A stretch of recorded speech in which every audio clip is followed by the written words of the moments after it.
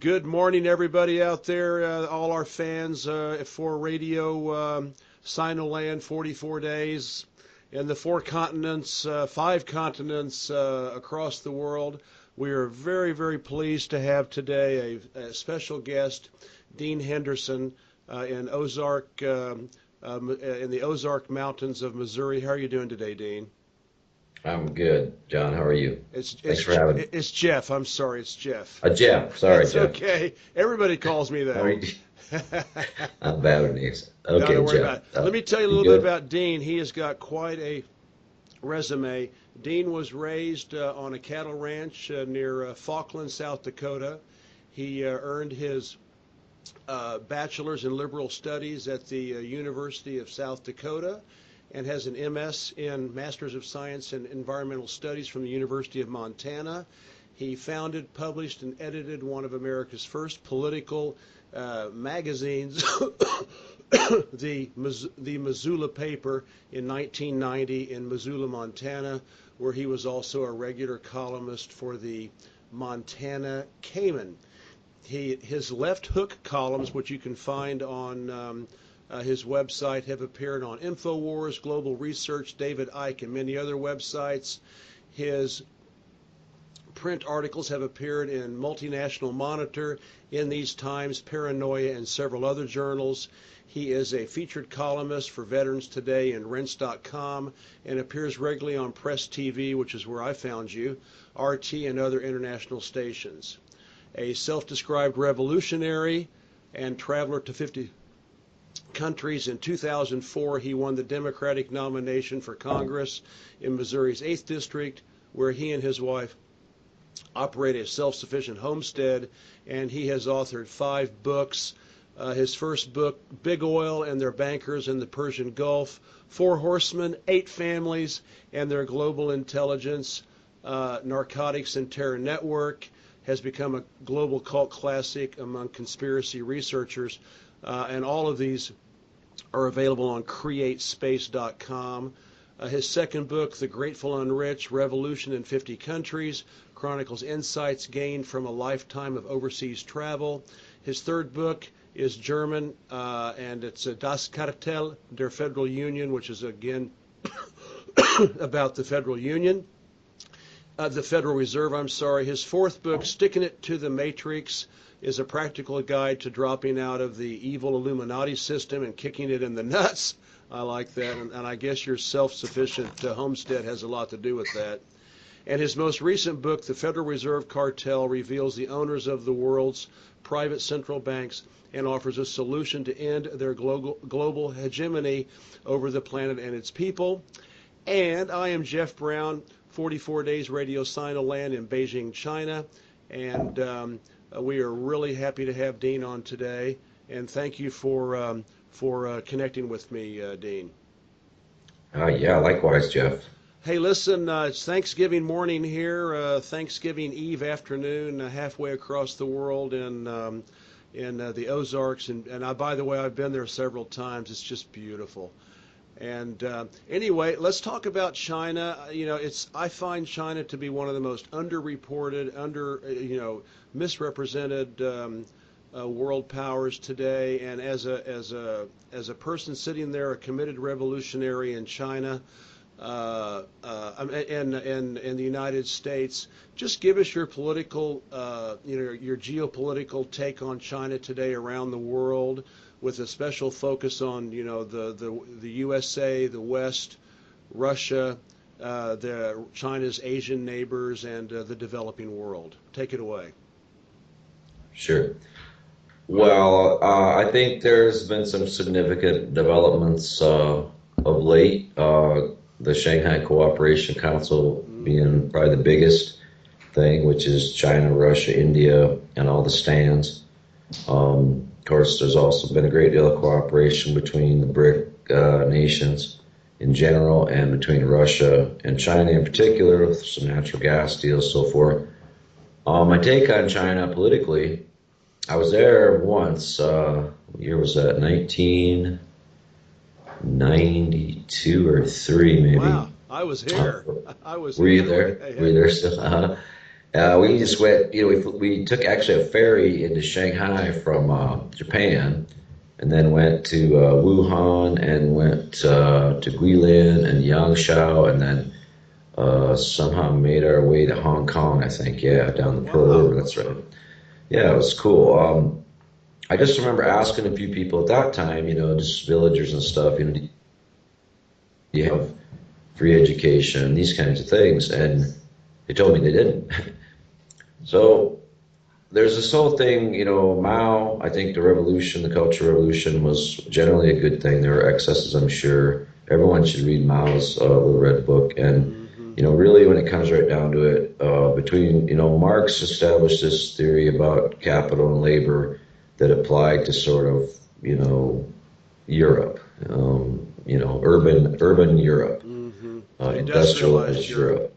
All these things. And Mao took that to the next level and basically said, well, no, it's going to be about the workers in the countryside, the peasant farmers, that will be the heart of the global revolution. And if you look at what's happened in history, Mao is right. And so you got to give him that, for one thing. The revolution will not start in the cities. It will start in the rural areas, from farmers who know how to shoot guns and these kind of things. For one thing. Which is one of the reasons I live in the rural Ozarks. Because it ain't going to happen in Berkeley, baby, if it happens. So, but, so everyone should read that. I think Deng Xiaoping might be the interesting piece here, because this is when détente was signed with Kissinger, 73, 5, what was it? Something like that. And there was a lot of interesting stuff. BCCI moved into China at that time. Seems to me maybe the Rothschilds moved into China at that time. Some things were privatized. Mao did call Deng Xiaoping a capitalist rotor, when he wrote about him. He didn't like him. And he did kind of, take some edge off the revolution at the very least. And I think now what we're seeing is kind of almost a reversion with this new leader. He seems to be more left-wing. I don't know. It's hard to read China. Like you say, it's so underreported. But I did write an article about the Tiananmen Square massacre, and my take on that, Jeff, was that the people that were actually killed were communists who were protesting the turn to the right in the Chinese government, not the other way around. Absolutely. So this was massive disinformation by the Western media regarding Tiananmen Square. That was not some young entrepreneurial capitalists who were rising up against the communist government. That was communist protesters who were being mowed down by, as I said, I think now bought off Chinese officials, Rothschild tools, whatever they are. So we got to be real careful going forward with this BRICS stuff, and this is why, because China is kind of the enigma. And for example, this Asian Infrastructure Bank, they just announced AIIB. I'm kind of leery of it because I heard it's all private banks led by Hong Kong, Shanghai, I'm sure Standard Chartered, the old Chinese opium British bank. So are they going to try to pull this ruse where they say, oh, the United States and the Anglo-American Empire, it's dying and we're going to move to China, and then they really don't, because it's really the same British banks as were in Hong Kong now behind the new Chinese government. So it's very complicated. But I think in general, the media about China is negative, and that's unfair, because there are many good things that the Chinese have accomplished, for sure. And so, but there's always got to be the boogeyman, and China definitely in the last 10, 15 years, it's nothing but negative press about China, nothing but negative press. And but they go along with it. They don't do anything much, because they also realize that, for example, the rise of Walmart is, it's connected with the rise of the Chinese economy inextricably. I mean, 90% of the freighters that come into Long Beach, California, which is the biggest port in the United States, are Walmart freighters from China. Yeah. I mean, it's really like that, and it's far out. But so, in other words, Walmart wouldn't exist without China. China wouldn't exist without Walmart. So there's that. So, it's basically been this low-wage platform, I think, been used as this low-wage platform in the world that the capitalists could use to manufacture cheap, goods and try to sell them. But this whole experiment now is sort of being proven that it's not working. It's played itself out. There's a real estate bubble in China. it's something's got to give, because you can't really ever win this race to the bottom where you just try to pay workers less and less and less, and expect it to turn out in a good way, because people need to have money in their pocket to buy stuff. Henry Ford himself knew that, and paid his workers good in the Ford plants because they could buy his cars then. And this is what the sort of greedy billionaire class that runs the show now has seemingly forgotten. And so you have Greece, and so you have Podemos in Spain and Portugal, and you have, I think, a new left kind of emerging in the world, led by the South Americans, who were way ahead of us because, yeah, Bolivia, Chavez, Correa in Ecuador, and even in Nicaragua, you have Daniel Ortega back in power, the Sandinista. So yeah, it's there is this new left going on, but it's so you wouldn't know it by listening to the mainstream media, that's for sure. But here we have Bernie Sanders, and they have Corbyn in the UK, and there is actually a little bit of hope even in America nowadays. Don't know when the last time you were back here, Jeff, but it's actually a moment of, I think, a hope for me anyway, because Bernie Sanders is tearing it up, and he could win this thing. Is it true? I've even heard, though, that Bernie Sanders is also dishing on China. That's become so popular now that even he's going I after haven't China. heard that. If somebody, saw that or could verify that, I'd like to see it. I doubt it. Okay. I just saw a really good video he did at Georgetown, a speech called Democratic Socialism. Everybody should watch. Just Google Bernie Sanders Georgetown speech. Okay. I'll do that. He gets after Saudi Arabia. I've heard people say he's in bed with Saudi Arabia. He said nice things. There's a lot of propaganda out there right now about Bernie Sanders. A lot of disinformation. Be careful, because he is a genuine hope finally, and not everybody's part of the evil cabal. Once in a while, somebody slips through, and that's Bernie Sanders. So everybody needs to get behind him and vote for him. I'm not kidding. I'm 50 years old. I've never seen an opportunity like this to actually take political power in the United States peacefully with a revolutionary candidate. And anyway, Bernie, in the speech, he's going after Saudi Arabia. He's going after the Qataris for funding ISIS. I mean, things like that. I mean, he used the word oligarchy in one of the debates. He uses the word revolution. He's serious, and he's not pro-Israeli. He's Jewish, but he's more pro-Palestinian than anything, than any other candidate in either party by far. And so no, I would be surprised if Bernie was really getting after China. I mean, look, there's some things that China needs getting after, though, like their currency. I mean, it's rigged, and they really do need to devalue or increase, the value of their currency. But this isn't probably, I don't know if they even control that. I mean, it's the Rothschilds' money game that controls it, I think, but that's the one thing that China does need to do. They don't play fair. And you can ask the neighbors, Vietnam and Cambodia and Thailand and Laos. I've been to all those countries. I've been to Laos several times, Cambodia several times, and they just don't like China because it is kind of a bully in the neighborhood. And it has done some bad things in the neighborhood too. So China's not perfect either, just to be clear. But and they do need to play fair, because we won't. If China doesn't increase the value of its renminbi, yuan, whatever it is, we can't. This thing can't work. This global economy, it won't work, because you're undercutting labor unions everywhere, knowingly or not. It's not a communist idea. It's not a revolutionary idea. It's a very capitalist, globalist idea. And if China just continues to represent that and not stand up for its people more, then that's not good either. Well, the one good thing about China's banks is that they're 100% state-owned, and so they can control their destiny. I'll be honest with you, I'm not as convinced as some maybe as you are that the Rothschilds are controlling China. I feel I've just based on everything that I have seen and read. I feel. I mean, if they are, they're very bad students and don't obey. They seem to not really care about the international banking community.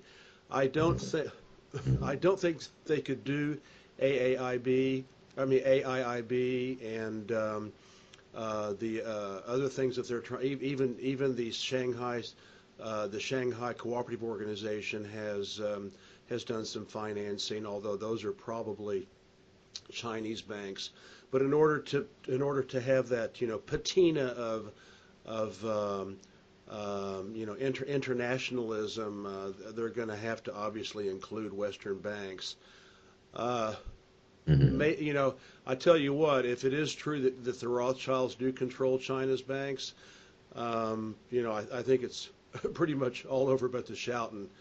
The reason that I think that the Rothschilds may not control the Chinese banks is, Mao ran out the fascists, he ran out the capitalists, he ran out the colonialists, and those that were left, he shot. Yeah, that's Taiwan, correct? Yeah, Taiwan escaped. Yeah. And so, I think, maybe it's just because it may be wishful thinking, I don't know, but I would love to, I would hate to think that, the Rothschilds in London are calling the shots here, but if they are, they're doing a very bad job of it. And, yeah, well, that would be the first time. Yeah. But I hope you're right. I hope you're right. And you would probably have a better sense than I would because you live there. How long have you lived in China, Jeff? A total of 12 years. Lived there from 1990 to 1997, and then came back in 2010. Yeah. Where do you think Russia fits in all this? And also vis-a-vis China. Well, I mean, it would be, it seems like, again, Russia and China are moving closer together, and that's good, and that's always been good. That's, ever since the Cold War, that's been a good thing. When that happened, then it's kind of gone back and forth, When Chow En-lai was the leader in China, they were close to the Russians, and, again, when Deng Xiaoping took over, they kind of weren't anymore, and, there was friction, and I'm sure the Western intelligence agencies were creating that friction, too. Just like Tiananmen Square. Yeah, for example. But in general, I think Russia, at least with Putin as its leader, is really playing the leader of the BRICS, of the G20, of the people. I mean, of us people, and I include myself in that. He's our leader, Putin, almost, because we got nothing else. And, finally, we do have a leader who has nuclear weapons. Again, Mao was right about that. Power comes out of the barrel of a gun. It just does. I mean, I don't like that. I wish it wasn't true, but it is. Now that the gun has been invented, it is. By the So that's Chinese. just the way it is. So you can play, or you can go sit in your corner and play politically correct, but in the end, we're lucky to have Putin as this leader that has the guns behind him, that is stepping up and is challenging this, I think, global banking monopoly. On behalf of the people, and that's the way I would put it. And Syria's where he should have intervened because they tried to bait him into Ukraine, and he didn't take the bait. But he knows the Middle East is what they're really after, in Central Asia. So he said, "Look, we're going to Syria, and what are you going to do about it?" Well, the Turks did shoot a plane down yesterday. We're going to see what happens. But I mean, at least it seems like he's honest. It seems like he's really for the people, and it's kind of amazing, really. I mean, in my lifetime, I don't remember a leader like this. I'm sure there were leaders like this in third world countries who we didn't hear about very much. But as far as on a global stage, to hear Putin saying some of the things he's saying and outing some of the people he's outing, it's pretty refreshing. So, but we'll see what happens.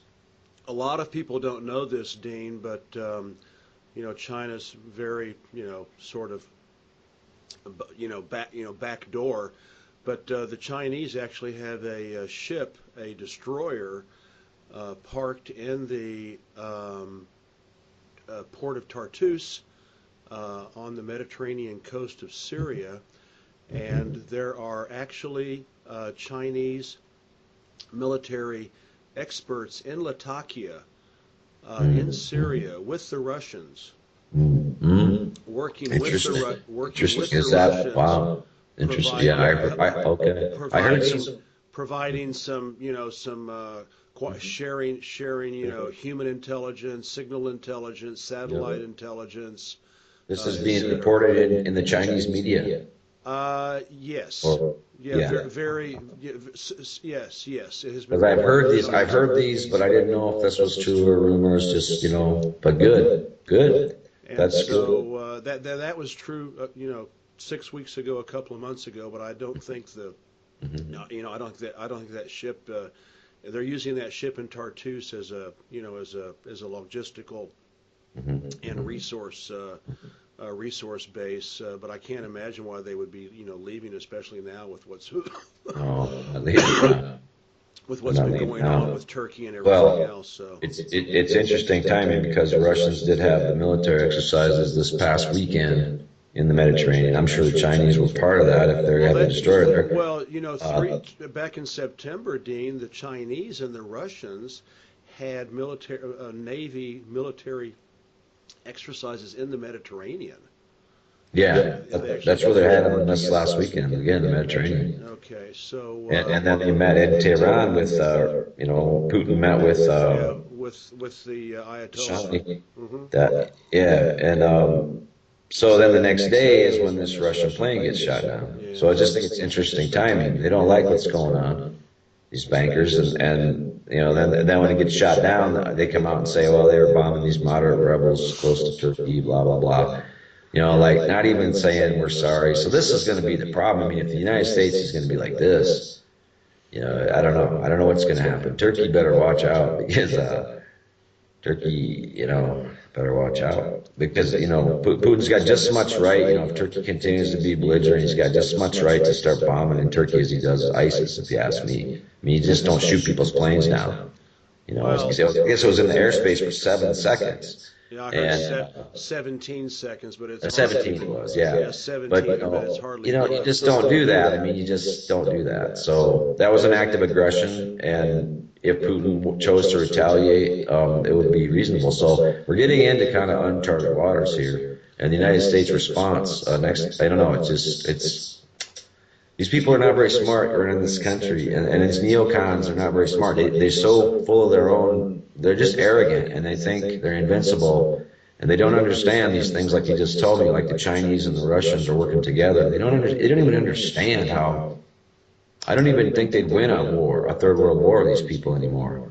Flat out. I mean, just military to military. I do not think the Anglo-American Empire would win that kind of war, and I don't think they get that. And so, it's just a classic case of a bully in a schoolyard, Jeff.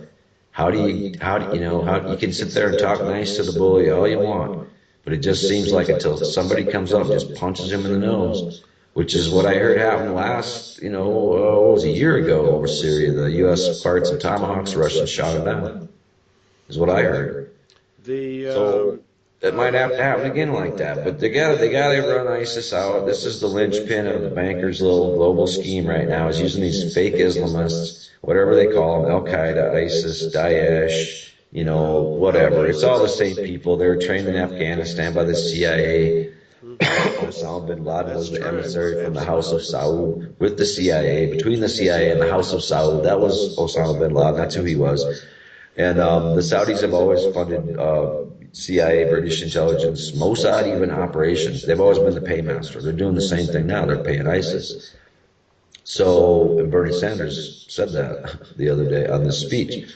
And it's true. So this all needs to be exposed and destroyed. And we need a whole new set of allies. The United States says we have to decide in the United States which side we're going to side with, because we've always, in my opinion, been used as sort of this Praetorian Guard, Hessianized mercenary force for the British, oligarchy, is what the City of London crowd, whatever. I mean, Israel's being used in the same way. It's not a Jewish homeland. They're not trying to protect Jewish people there. They're trying to set up an outpost in the Middle East to control the Rothschilds, Rockefeller oil patch, which is what it is, because these families own most of the shares in the Four Horsemen of Oil, I call them, which is ExxonMobil, Chevron, Texaco, Royal Dutch Shell, and BP Amco.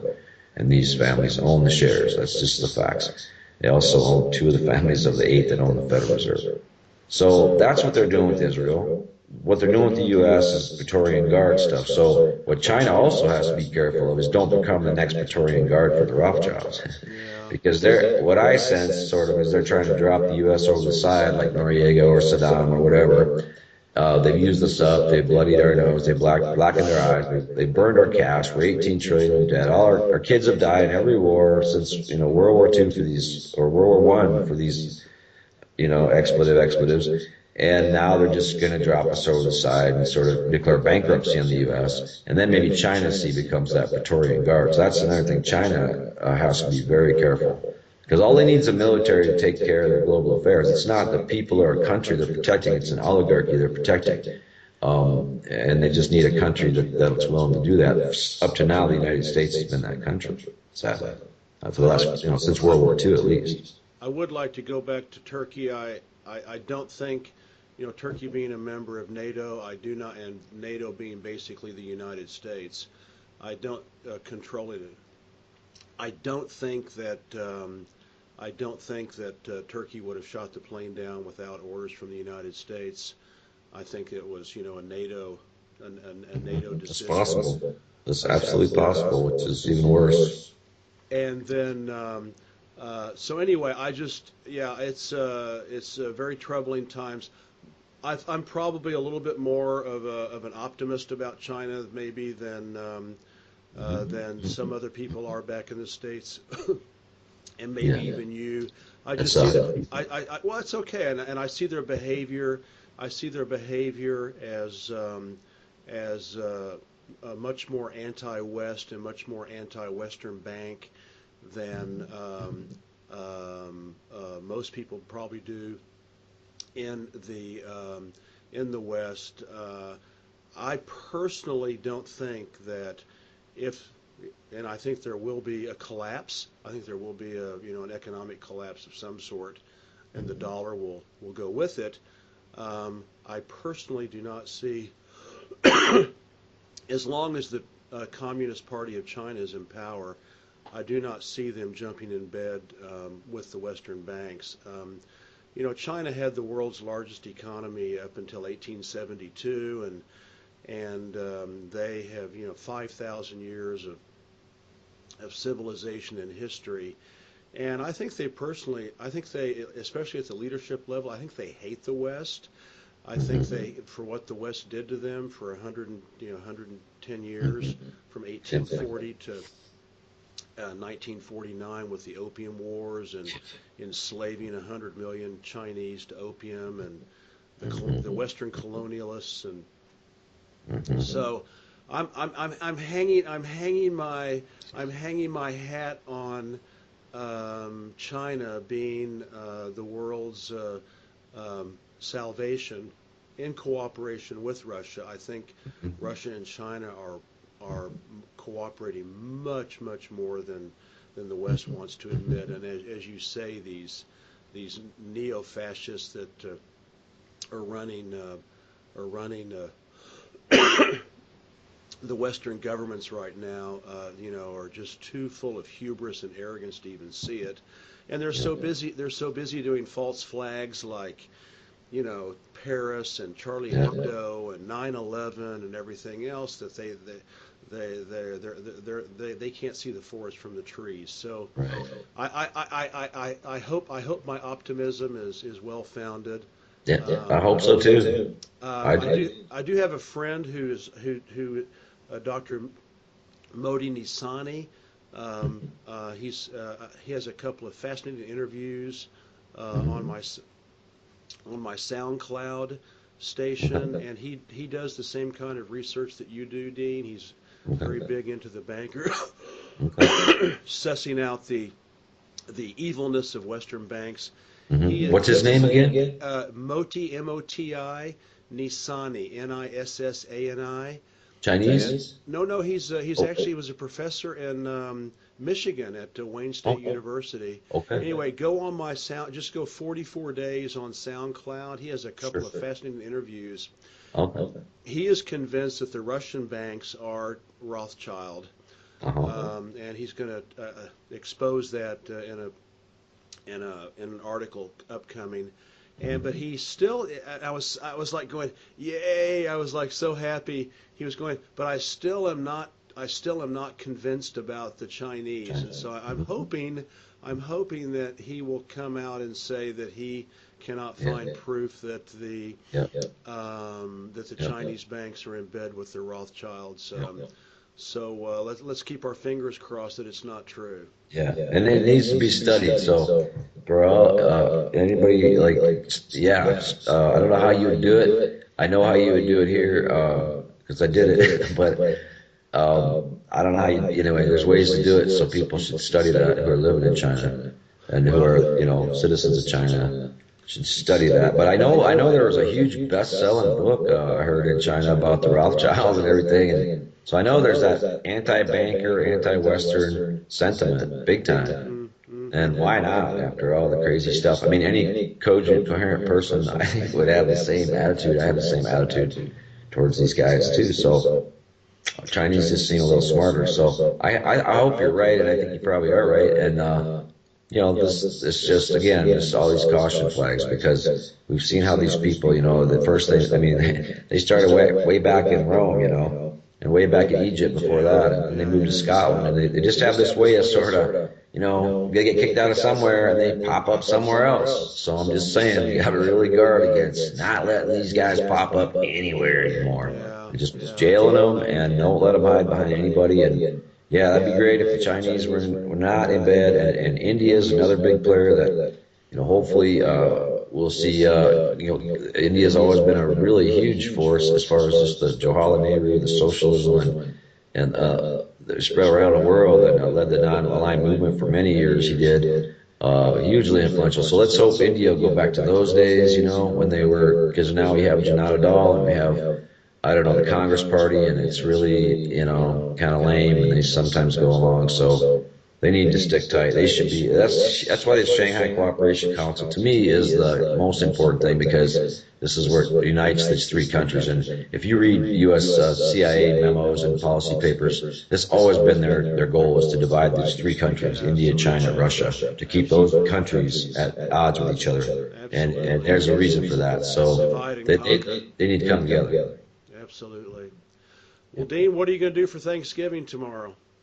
Oh, just go to some friends. We were going to drive up to family in South Dakota, but it's going to snow and ice pellets and South Dakota stuff, so now we'll see them another time, and we'll go with some friends. And how about you? Did you have something at your house or go somewhere? Well, it's Thanksgiving morning here. It's morning, okay. Thursday morning here. It's 4:36 in the morning, and I've probably awakened my wife, even though there's two closed doors between us.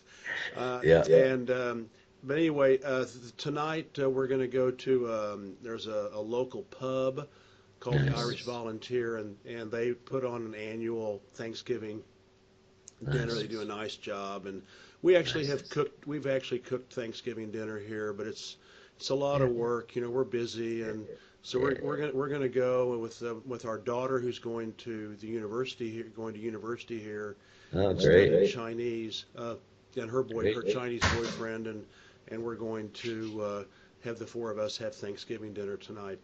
Oh, great. Well, good. That sounds really great. And are you in China indefinitely, Jeff? Are you gonna stay there? Well, we would love to. I'm going to turn 62 this year. My wife's going to turn 60, and so the visa situation becomes a little bit dicey. But yeah, we would love to stay. We're trying to stay in Beijing, and at least in China. So I think we're really I feel like Beijing is, the tables are tilting. The table of power is tilting towards the east. Yeah, I feel like Beijing is sort of like the center of the world, but in terms of geopolitical influence. So good. Well, Dean, this has been a wonderful interview. We're going to have you back on, and next time we'll talk about what you want to talk about. We talked about China today, and let's do it again. And you and your wife have a wonderful Thanksgiving. You tomorrow. too, Jeff. And I'm going to have a wonderful Thanksgiving tonight. Eat turkey in China. All right. Thanks a lot, and have a great Thanksgiving, my friend. Bye-bye. Take care. Okay, Bye-bye. bye-bye.